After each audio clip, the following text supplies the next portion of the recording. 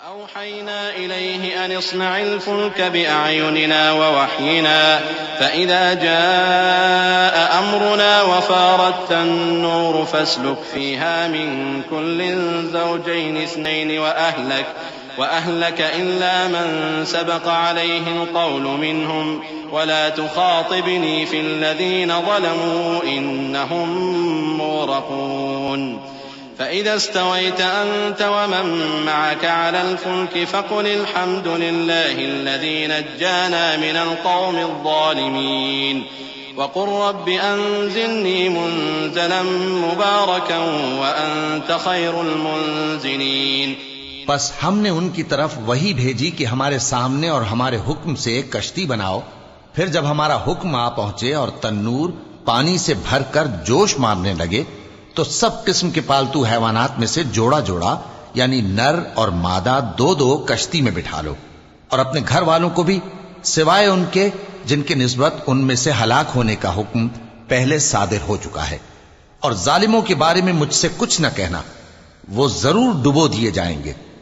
बस जब तुम और तुम्हारे साथी कश्ती में बैठ जाओ तो अल्लाह का शुक्र करना और कहना कि सब तारीफ अल्लाह ही के लिए है जिसने हमको जालिम लोगों से नजात बख्शी। और यह भी दुआ करना कि ऐ परवरदिगार हमको मुबारक जगह उतारियो और तू सबसे बेहतर उतारने वाला है। इन्न फी ज़ालिका लआयातिन व इन कुन्ना लमुब्तलीन थुम्मा अंशअना मिन बअदिहिम क़रनन आख़रीन फ़अरसलना फ़ीहिम रसूलन मिनहुम अन अअ्बुदुल्लाह मा लकुम मिन इलाहिन ग़ैरुहु अफ़ला तत्तक़ून। वक़ाल अल-मलअ मिन क़ौमिहि अल्लज़ीना कफ़रू वकज़्ज़बू बिलिक़ाइल आख़िरति وأترفناهم في الحياة الدنيا ما هذا إلا بشر مثلكم يأكل مما تأكلون منه ويشرب مما تشربون ولئن أطعتم بشرا مثلكم إنكم إذا لخاسرون। बेशक इस किस्से में निशानियां हैं और हमें तो आजमाइश करना थी।